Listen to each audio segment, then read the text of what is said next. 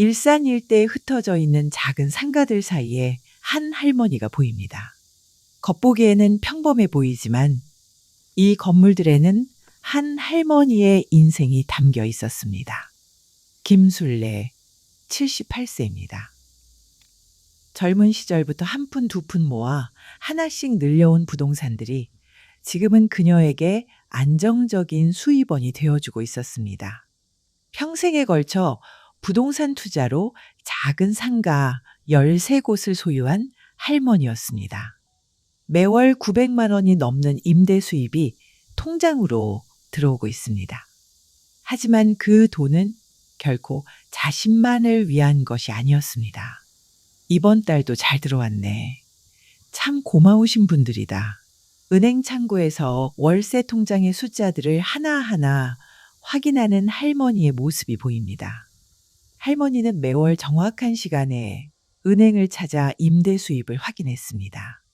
할머니의 모습은 언제나 진지했습니다. 하지만 그 돈의 대부분은 곧바로 다른 곳으로 향했습니다. 푸른 어린이들이라는 간판이 걸린 고아원 현관 앞입니다. 원장이 깊숙이 고개를 숙이고 있습니다. 할머니가 두꺼운 봉투를 전달하고 있었습니다. 할머니, 이번 달도 정말 감사합니다. 아이들한테 맛있는 거 많이 사주세요. 김술래 할머니의 목소리는 언제나 따뜻했습니다. 매월 600만 원씩 각종 시설에 기부하는 할머니입니다. 자신은 작은 방 하나에서 검소하게 살면서도 남을 돕는 일에는 아낌이 없었습니다. 30년간 꾸준히 고아원과 양로원에 기부하는 것이 그녀의 삶의 이유이자 보람이었습니다. 기부는 그녀의 유일한 행복이었습니다. 흰색 벽과 소독약 냄새가 가득한 신경과 병원 복도 끝 할머니가 천천히 걸어가고 있었습니다. 하지만 최근 들어 할머니의 기억은 조금씩 흐려지고 있었습니다. 간혹 익숙한 길을 헤매거나 방금 전 일을 기억하지 못하는 일이 잦아졌습니다. 불안해진 할머니는 병원을 찾았습니다. 받게 된 진단은 그녀가 두려워하던 바로 그것이었습니다. 컴퓨터 모니터와 각종 의료기기가 놓인 진료실. 의사가 뇌 CT 사진을 할머니에게 보여주며 설명하고 있었습니다. 김술래님, 치매 초기 단계입니다. 특히 피곤하거나 컨디션이 안 좋을 때 증상이 심해질 수 있어요. 얼마나 남았나요? 할머니의 목소리는 떨렸습니다. 개인차 가 있지만 천천히 진행될 겁니다. 그 속도를 천천히 하고 싶다면 병원에 자주 오시고 꼭 저탄수화물에 혈관에 축적되지 않는 좋은 지방을 드셔야 합니다. 다시 할머니의 작은 원룸 창가입니다. 할머니가 창밖을 오랫동안 바라보고 있었습니다. 집으로 돌아온 할머니는 자신의 상태를 받아들이며 생의 마지막이 될지도 모를 소원을 품었습니다. 젊었을 때부터 꿈꿔왔던 중국 장각의 여행이었습니다.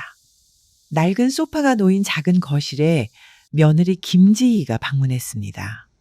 며느리 지희와 할머니가 마주 앉아 있었습니다. 지희야, 나 죽기 전에 중국 장각에 꼭 가고 싶어. 젊었을 때부터 꿈꿨던 곳이야. 어머니, 그런 말씀 마세요. 제가 같이 가겠어요. 며느리 김지희, 45세입니다. 10년 전 시어머니와 함께 살기 시작한 그녀는 우연히 할머니의 장부를 보고 깜짝 놀랐지만 못 본 척하였습니다. 남편 월급으로 빠듯하게 사는 것에 비해 시어머니는 부자였던 것이 부러웠습니다. 시어머니에게 잘하면 유산이라도 많이 주시겠지 하는 마음으로 지냈지만 한편으로 서운한 마음이 컸었습니다. 또 그녀는 할머니의 치매 초기 증상을 누구보다 제일 잘 아는 사람이었습니다. 문득 할머니가 우리 엄마한테 가야 해 라고 할 때를 많이 목격했기 때문입니다. 이런 할머니는 역시 지희 씨를 많이 의존하고 있었습니다. 사람들로 붐비는 김포공항 출국장대합실입니다. 할머니를 배웅하러 온 아들 현우가 서 있었습니다. 여행 당일 그는 어머니의 치매 증상을 단순한 건망증 정도로만 생각하고 있었습니다. 어머니가 얼마나 심각한 상태인지, 그리고 이번 여행이 마지막이 될 수도 있다는 것을 전혀 알지 못했습니다. 어머니, 몸 조심하시고 즐겁게 다녀오세요.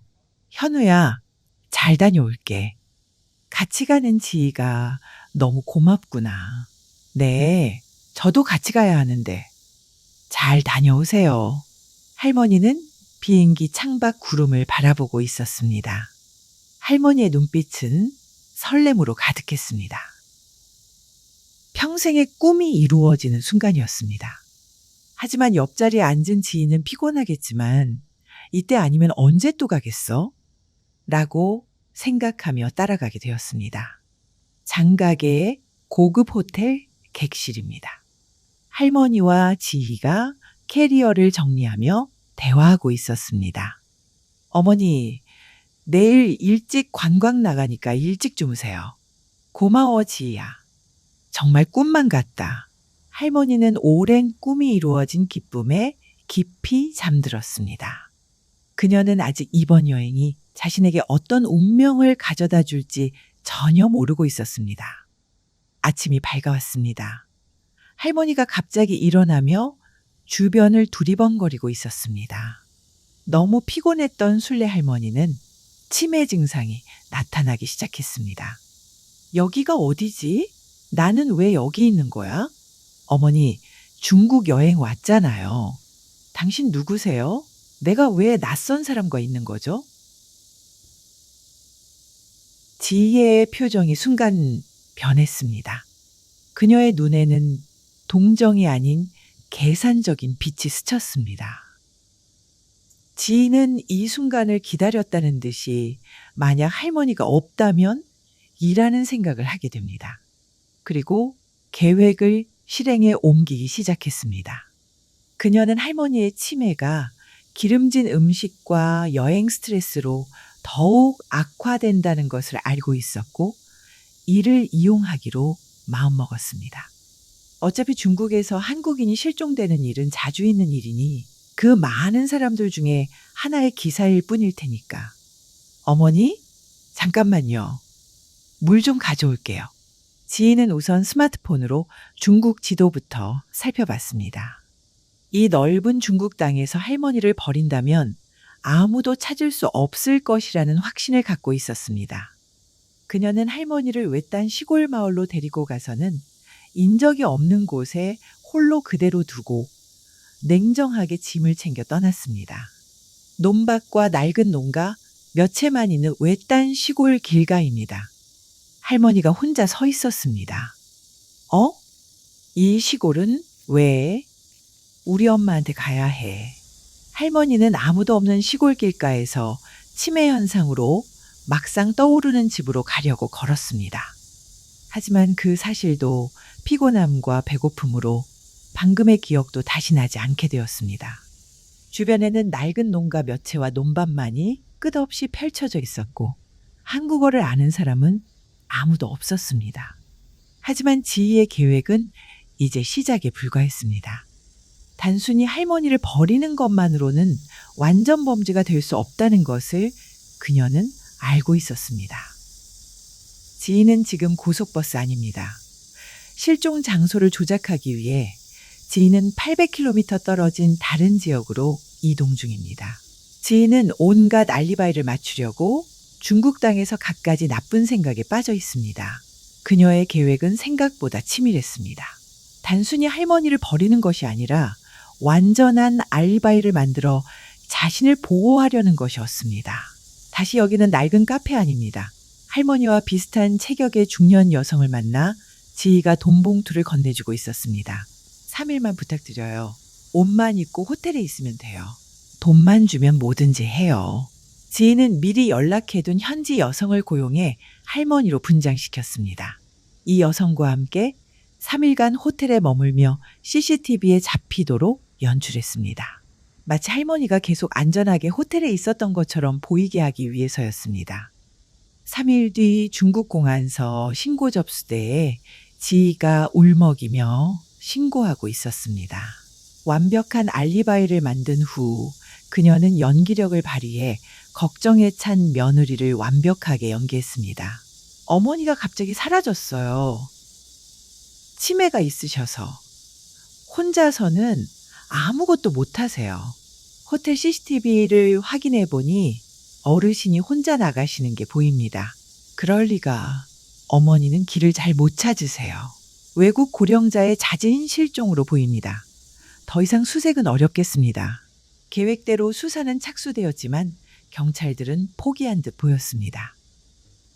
지인은 안도의 한숨을 쉬며 한국행 비행기표를 예약했습니다. 인천공항 입국장입니다. 지희가 혼자 나오고 있었습니다. 혼자 한국으로 돌아온 지희는 즉시 행동에 나섰습니다. 그녀의 진짜 목적은 예전에 임대 수익장부를 보았던 그 서류를 찾고 바로 할머니 명의의 거액의 부동산 임대 수익을 차지하는 것이었습니다. 매월 13곳의 상가에서 나오는 900만 원이 넘는 임대 수입이 이제 고스란히 그녀의 손에 들어오게 되었습니다. 은행 ATM 기기 앞입니다. 지희가 할머니의 카드로 돈을 인출하고 있었습니다. 지희는 할머니의 통장과 카드를 이용해 돈을 인출하기 시작했습니다. 그녀에게는 이 모든 것이 정당한 상속인 것처럼 느껴졌습니다. 각종 증명서와 서류가 가득한 세무사 사무실입니다. 지희가 상담받고 있었습니다. 할머니께서 직접 오셔야 하는데 어머니가 치매로 많이 아프세요. 제가 법정 대리인으로 관리하게 됐어요. 그럼 관련 서류를 곧 준비해서 가져올게요. 지희는 각종 서류를 위조하며 할머니의 재산을 완전히 자신의 것으로 만들어갔습니다. 완전 범죄라고 믿었던 지희의 계획입니다. 하지만 그 순간 낯선 땅에서 할머니는 아직 살아있었습니다. 한편 중국의 시골길입니다. 할머니가 혼자 걸어가고 있었습니다.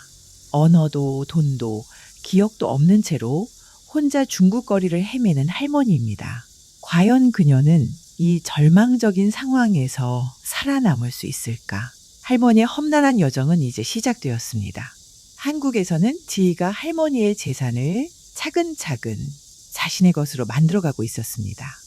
하지만 그녀가 모르는 것이 하나 있었습니다. 중국의 어느 작은 마을에서 기억을 잃고 헤매는 한 할머니가 여전히 살아 숨쉬고 있다는 사실을, 그리고 그 할머니를 도와줄 한 사람이 나타날 것이라는 사실도 말입니다. 이상 일부 김술래 할머니 이야기입니다.